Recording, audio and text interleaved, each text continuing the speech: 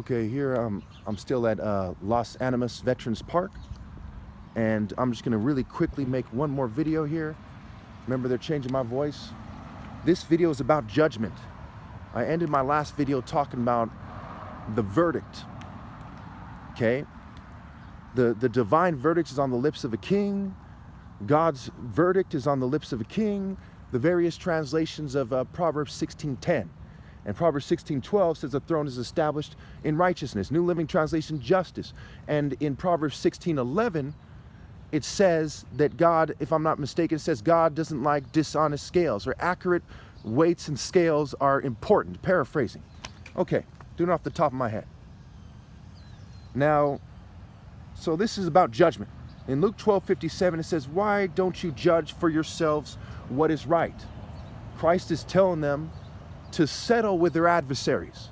And stop cheating the King of Kings before it's too late, or else he's going to take you to, be thrown in prison, into the pit, and you'll burn forever and ever, right? Till you paid the last penny. And what's the last penny? When it's the end of the Bible, it is your smoke from their torment rises forever and ever. Okay, thrown into the lake of fire forever. Eternal punishment. So it says, why don't you judge for yourselves what is right and scramble to obey God through the king and stop cheating him out of his right to lead? John 7:24. It says, stop judging by mere appearances, but instead judge correctly. Stop saying, well, he doesn't look like the white guy, that we see painted everywhere, the false image of Christ. That's mere appearances. The flesh means nothing. The kingdom of heaven is taken away from the Jews and given to a people who will produce its fruit. So it's saying, don't look toward the Jews, and don't look toward the white colonial oppressor, because it's from the bad tree of colonialism, and no bad tree can bear good fruit. God would not reward Europeans, their patriarchal lines at least, with giving them the Messiah in the end after they colonized the world out of pure greed.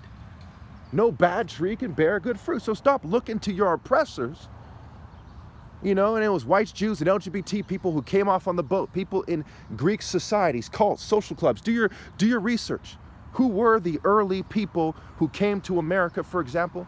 They were people in groups that the other Christians, who were racist, white supremacists, basically didn't like. And they came here. There were cult people and secret societies, and lots of them were LGBT pagan types. And I'm not trying to insult the LGBT community here. I'm just revealing this. No offense to the white Jews and LGBT community. Feel free to run, not walk, to obey God through me before it is too late. I'm not racist. I'm part white. My dad is of African descent. Okay, Nigerian. Okay. Proverbs 4:5, Amplified Bible. Get skillful. Get skillful in godly wisdom. Acquire understanding. Actively seek spiritual discernment, mature comprehension, and logical interpretation. Do not forget nor turn away from the words of my mouth.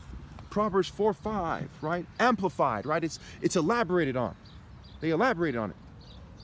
It said, get skillful in godly wisdom. Acquire understanding. Actively seek spiritual discernment, mature comprehension.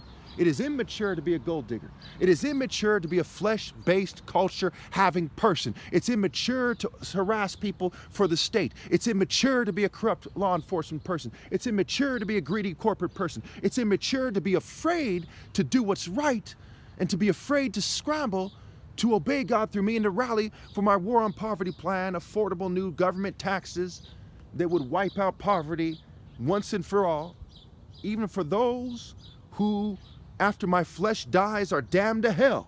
The throne is established in mercy. I say, well, you know what? Let's wipe out poverty for them. Let's make sure they all have homes and food. And this can be done for cheaply. You'd be surprised at how cheap it is to make sure everyone has food and housing. So why didn't they do it already? Why didn't these masses of committees, the Bilderberg, the Bohemian Club, the Trilateral Commission, the Business Roundtable, the Council on Foreign Relations, the Senate, the House of Representatives, the Supreme Court, and all their fame, why didn't they recommend this? Why didn't the governors and the state assemblies? Why didn't your mayors and city councils? Because they worship the eugenicist promoting devil. Proverbs 13:15. Good judgment wins favor, but the way of the unfaithful leads to their destruction. When the top martial arts ever possible is preaching universal pinpointing moral precision and says, rally to me and not the hypocrites who aren't persecuted because they're doing the devil's will, and you don't, as communities, as individuals, as families, as religions, as groups, then you're unfaithful to what is proof of God, which is moral precision and focused moral intensity with sabotage considered. And when you're unfaithful, you're headed to the lake of fire. Things get marshaled. God marshaled the stars in the sky, the sands on the beach, the grains of grass on the ground, and so on and so forth. Humans started manipulating it too, but God is the source of that marshaling. It naturally goes where it's supposed to. When you live a wicked life, you go to the place for the wicked, the source of wickedness. That place that God has set apart for those things there. It's there revealed in the patterns in nature. Proverbs 8:12. And I'm not some Carl Jung fan. He was an occultist, and I'm a man of God. He was a mere wizard type of person, right? Practicing magic tricks. And I don't do magic tricks. I do the truth. The Lord is a warrior. The pinnacle of being a warrior is a surgical, striking, agile martial artist who lives universal pinpointing moral precision. And the pinnacle of that is being the top martial artist ever possible. And that is me.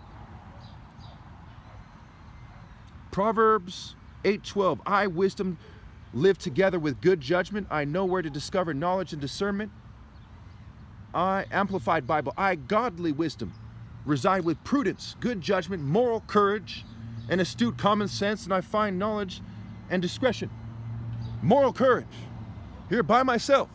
They know where to find me. I'm at the parks in Santa Clara County, Gilroy, San Jose, Morgan Hill in the mornings, and I'm preaching the truth about God. Almost always have a blue sweater on. The white shoes. I am the gate. Wisdom calling aloud in Proverbs 8, verse 1. Proverbs 16:21. The wise in heart are called discerning, and gracious words promote instruction. Now, why is it called being discerning, being sharp, being astute, having piercing intelligence, penetrating intelligence? Why? Because it's clear cut that the sharpest of men is the top martial artist ever possible.